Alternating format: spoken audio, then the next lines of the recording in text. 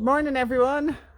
How are you all doing? Hope it's been a good week for you. There's been a lot of rain here, but it's fab morning this morning, so it's great to be back out in the garden and planning and plotting. So I'm trying this gimbal gadget again today, so fingers crossed I have a crack this time and don't drive you mad with it flipping all over the place, but we will have to see. Like, for such a simple thing, it's causing me fierce bother. So if anyone has any tips on how to use a gimbal, please send them on, because it seems to be eluding me so far. So what I wanted to talk to you today about was about how to decide which plants might be candidates for dividing or not. And there's, there's some fairly easy rules of thumb that I can teach you about that. Just, I suppose, to go back to why you'd even bother doing this at all when you're busy. And I suppose what I wanted to say about that, there are some really, really good reasons why even busy people should give this a go. There's the fact that most people that have joined my group have mentioned the fact that they wanted somewhere relaxing to sit themselves. And one of the things that makes part of the garden relaxing is the way you plant it up. And the things that make for a relaxing planting scheme are repetition of the same plant. So I did a post about it this week to kind of try and illustrate what I was talking about. So the same plants repeated throughout flower bed or a border, or blocks of the same plants, are what help make it feel calming. Your eye isn't jumping all over the place trying to take in all, a myriad of different plants. Now, I have to be totally honest here. I know that is true. What I'm telling you is definitely the best practice. But I'm a bit of a magpie, and I buy all kinds of plants and mix them up. But I know myself, in places where I have fewer varieties, it is more relaxing. It's easier on the eye. So definitely, if you're trying to create a relaxing place for yourself to calm yourself down, or do a bit of yoga in, or have a gin and tonic in, or whatever you're doing in it, cup of tea, having more of the same type of plants is what helps. And going into a garden centre and buying loads of these plants that you want is A, very expensive, but B, very risky, because if you don't know for sure that those plants are going to work in your garden, you're after putting all your eggs in one basket, and you could end up with very little to show for it. So if you look around your garden and identify a couple of plants that you like, that seem to be going well, and figure out that they're candidates for division, they're the ones to repeat. Don't go reinventing the wheel by going into a garden centre and paying €5 or €10 per plant if you already have the makings of all of that on your doorstep. So I showed a photo earlier on in a different post where I'm putting in a new bed, and I have a Heuchera plant. They're an evergreen shade loving plant. I'll be honest, this is not a show-stopping plant, and often they're not, but it's evergreen, and it forms a backdrop for everything else. So I took ones that are there 3 years, and there were 3 plants at the start. I made 12 out of them. So you can, gain a huge volume of plants really easily this way. So that's one reason. So to create your relaxing planting scheme, that's one reason. Another reason, some plants just get congested. So even ones that look like they're thriving over time will eventually start failing because they don't have enough space and soil to allow them to continue to thrive. So that's another good reason to do this, or consider doing this, particularly if you absolutely love the plant. And I know that's a bit counterintuitive to take a plant that seems to be thriving and dig it up and do something to it, but creating a backup plant is definitely a very good plan, so I do that, even though I do it with a big gulp and make myself do it. But I would recommend that if you have a plant that is a candidate for dividing, which I'll come to when I stop babbling on, then taking a backup plant out of that is a good idea. Another reason is that you would do this is the more you fill out a bed with plants you actually want, the less light that gets into the soil to allow weeds to develop inside the bed, which means less weeding. And nearly everybody who joined my group mentioned that they don't like weeding. So it is part, now it won't solve all the weeding problems for you, but it will solve some. So it's part of your arsenal in reducing the amount of weeding you have to do. I'm just realising the sun is behind me. This probably, see now this for this gimbal thing doesn't work out so hot. There I am again.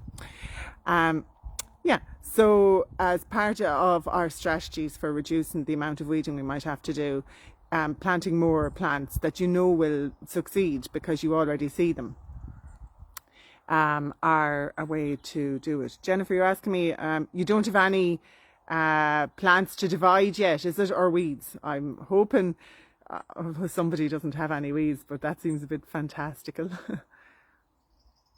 So yeah, so just if you could tell me, is it, you mean plants to divide? Yeah, so those are some of the reasons. And one last reason to do it, even if you don't have a space where you're thinking of putting your divided plants, and even if you're not worried about having a backup plant, having a few spare plants potted up somewhere in, you know, at the back of the shed or some spot where they're out of sight and out of mind as little presents for people are lovely, because you know, especially somebody who's local to you, you know they're going to work in their garden, and it's just a lovely thing to be able to do, and it costs you nothing. And for the day when somebody calls and you forgot to have something to give them, it's a lovely, or you have to run out to somebody's house and you haven't time to go to the shop for something, it's nice to have a plant to give it all. You know, people love getting them, they really do. Yeah, so those are the reasons for it. So now I'm going to move on, I suppose, to how do you identify a candidate for splitting. And the number one, well, there's two, I suppose, very important things to consider first. First of all, you only would bother doing this with a perennial. Now, perennial are the plants that come back every year. So there's no point in doing this with your annual bedding, really. I mean, you can on some of them, but like it's pointless because they are only going to last the one season. And generally speaking, if you want to propagate annual bedding, the best way to do it is by seeds, if you can be bothered. But when they are very inexpensive to buy, I would be going down that route if you can afford to. So yeah, so the first thing is the perennials, something that comes back year after year. And the second thing you can look for is how they meet the soil. So you go down to the base of the plant and have a look and see, is it a single stem or are there multiple stems joining the soil? So I can give you a list of names of plants, and I will, but when you don't know the names of all your plants, that isn't very useful and can just make everything more complicated than it needs to be sometimes. But I will put in a list of plants for those of you who know the names of the plants you have, but I didn't know the names of an awful lot of my plants. So sometimes it's better to just get in tune with what you have, you know, on the basis of how it looks. So I'm going to switch the camera around, say a prayer that this thing doesn't let me down here now. And I'll switch it round. Woohoo! It worked. So actually, straight in front here. Ooh, there, yeah, they're my asters. So pardon the crazy cat. Now that little cat is only new to the house. Really, we only have her a couple of months, and she was neutered during a couple of weeks ago and has her stitches out. So she's having her first adventure outside, and I think we have fully blown this poor cat's mind. She is just loving life. So okay, I'm not going over examining the cat. I'm going over here because I would like you to look at these Michaelmas daisies, because these are one of the ones that are a definite candidate for it. Actually, top tip, great plant to have in the garden. I mean, at this time of the year when everything else is going off, look, they're gone crazy, so they're lovely. And if you look down at the base of this, hopefully it'll let me, you can see there's loads of stems joining. Oh, and a weed, yeah, see, just living real life. But even one here, look, that's coming up on its own. Sorry about that. Yeah, so there's loads of stems there coming out of the ground, not a single one the way you might have on a rose bush, say, which means that if you dig that up, you will be able to pretty easily separate it out into multiple plants. So I know that's a very scary thing to do when you're new to gardening, and if you love the plant, it's doubly scary. But You need to be brave. This is going to be, if you get over this hurdle of learning how to dig up plants and divide them, that is life-changing in the gardening department. So another candidate, I actually picked this part of the garden on purpose, because here's another one. Ornamental grasses, nearly all ornamental grasses, they form, even if you can't see that they have multiple stems, they do form clumps and are very easy to separate out. So when you dig that one up, and I will do demonstrations during the month of how I do it, when you dig that up, you'll be able to tease it apart into multiple plants, even if it doesn't look obvious now. So you're looking for things that have not a single stem going into the ground. Like here's a zinnia. Be careful here, there's loads of frogs living here now as well. So you can see, right, there's a plant that has a single stem. That's no good, right? That wouldn't work. It's annual as well, as it turns out, but that wouldn't work. And I've an allium here that's a single stem. Over time, you might be able to divide allium bulbs, but look, that's a whole other show. So I'll just walk along this one. The ferns, you probably can't split them, but ferns often self-seed and kind of grow little baby ferns beside themselves. I don't think that one will, because it's only new in there. It shouldn't be there. It's too bright of a position for it anyway. So there won't be baby ferns on that. But a lot of those do. Oh, I tell a lie. Look at that. A little baby fern. So yeah, that's another propagation method. Just keep your eyes open. You might get a free plant that way. So here's another grass here. So I have this black one with the lovely black things. This hasn't worked out as well as I had hoped. So these are propagated. They're fine. They're slow enough growing. And I planted them in front of this. Oh look, that's a weed. But I planted them in front of this bluegrass, hoping that the contrast between the bluegrass and the black would make the black stand out. But it's not really working. You still can't see this black grass.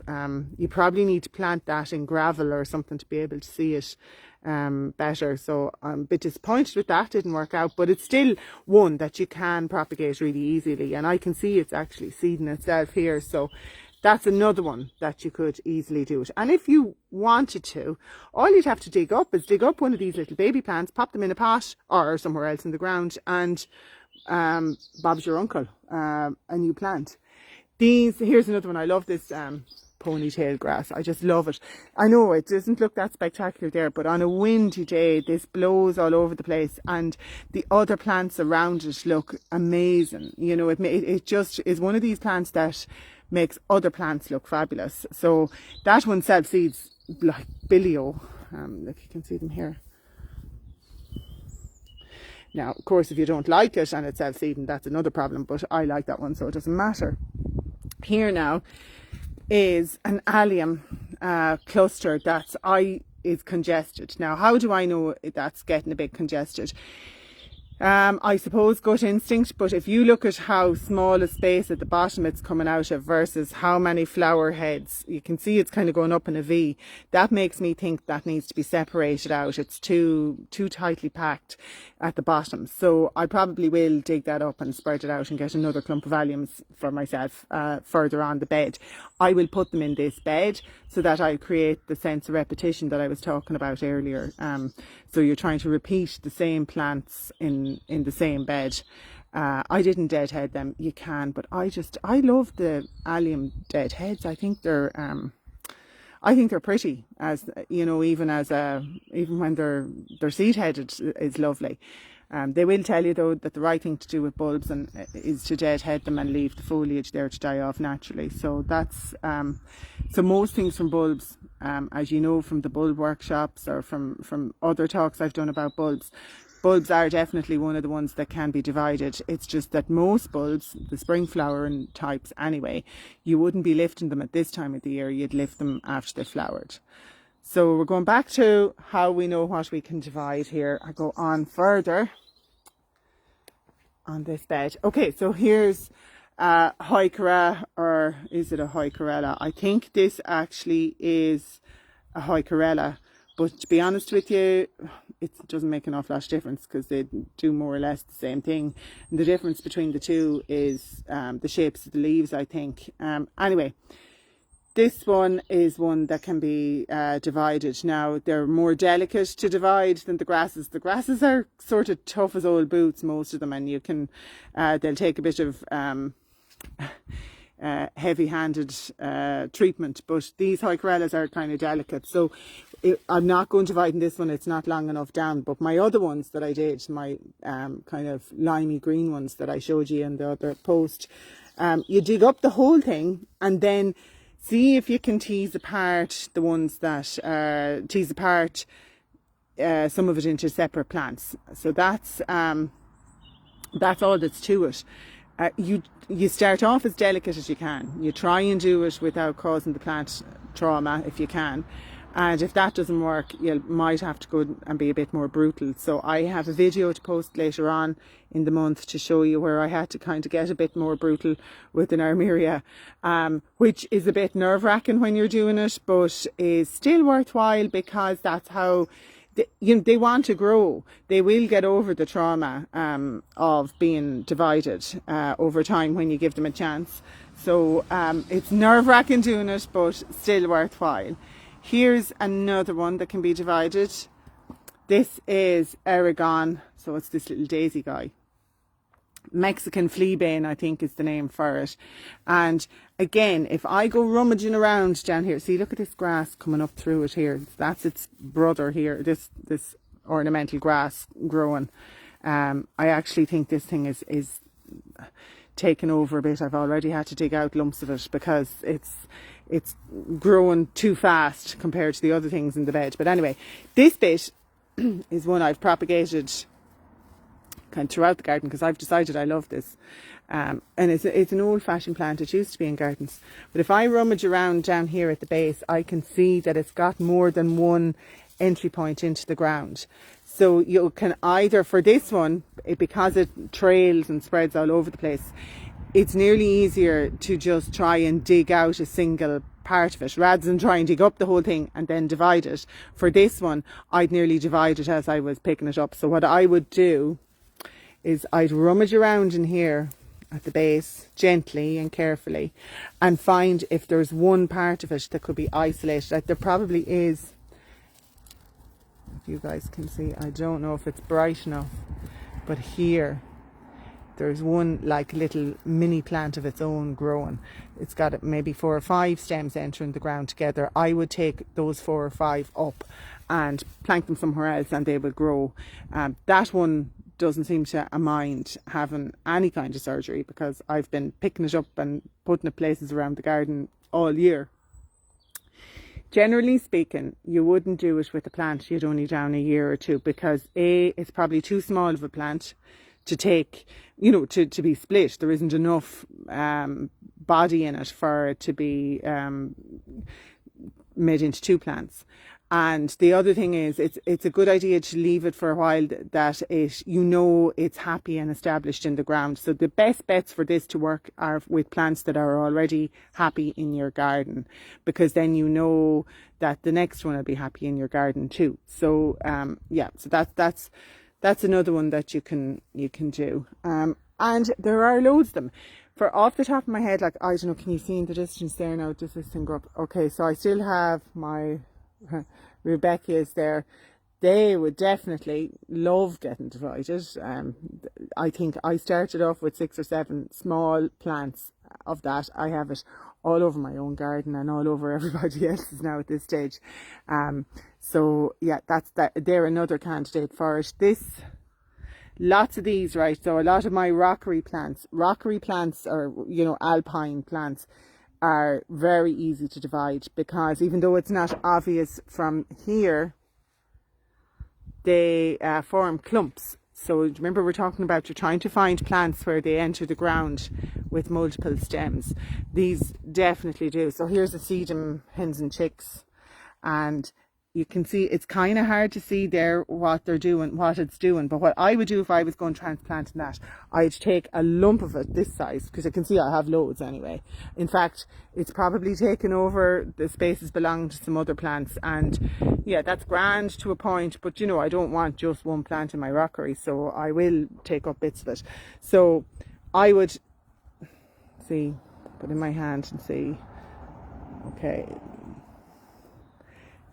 they're actually on stems, so I need to go back quite a bit under that to get to a point where it's entering the ground, but there's one.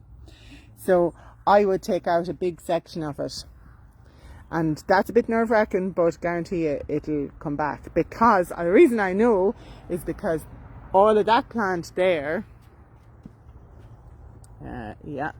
all came from this plant here that's in a pot, and I now have it put in I don't know, maybe 5 or 6 different parts of the garden. So I loved it, and I took out a little bit to make it as a backup plant, and then when I got my rockery I had my backup plant ready to pop in the rockery, and now it's flying it. So it's definitely the way to do it. Okay, and there we go. Here, all these alpines, all of these ones are all easy enough to divide. They kind of set, these ones you can see are self-seeding as well, and any of those. So alpines, grasses, the Michaelmas daisies, rudbeckias, an awful lot of creeping plants, you know, anything that's kind of creeping across, because you can see they create root systems for themselves through layering, it's called, where they're starting new plants as they go along. Hostas, heucheras, anything that comes from a bulb. Like, so a huge variety of plants can be done. So when I say anything that's from a bulb, that's all lilies, gladioli, all the spring bulbs. You mightn't be doing them right now, but they can be done by division. And let me just see, can I see anything else? Oh, that might be worth thinking about. Yeah, dahlias can, but not now, because they're still flowering really for some people. So like my dahlias are still a bit mad looking, but going great. My armerias, if you remember, I did a live there a few weeks ago, and I had 3 armeria plants, and I've created like a little armeria bed now. So they're like, there's nothing wrong with any of them. They're all fine. So hopefully that's another thing. When you do this division and you get over the fact that you've maybe disturbed a plant that you love, when you plant them down first, they definitely look worse for a while. So you have to brace yourself that to leave them alone. Don't go messing with them. They take a while to settle down, and really you're talking about a growing season. So you know, I won't really know if these armerias are definitely happy until next spring, when I can see the new growth back on them, and if they flower and all the rest of it. So you just have to trust that nature will look after itself. Other candidates for division: verbenas, this one, the Regita, and the Bonariensis, the tall one that's gone off over there now. It's kind of hard to see it. It's where all my butterflies were. They will definitely all enjoy being divided, actually. This, and you can see my verbena has gone mad here now. I'll have to take up a lot of it.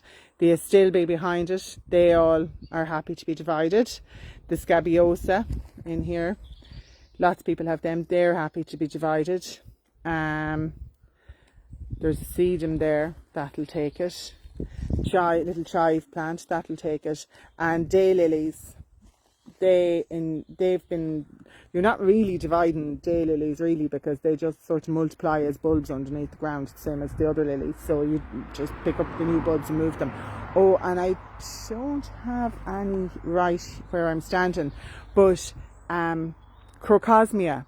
So that's, if you probably all know Crocosmia, even if you don't know the name.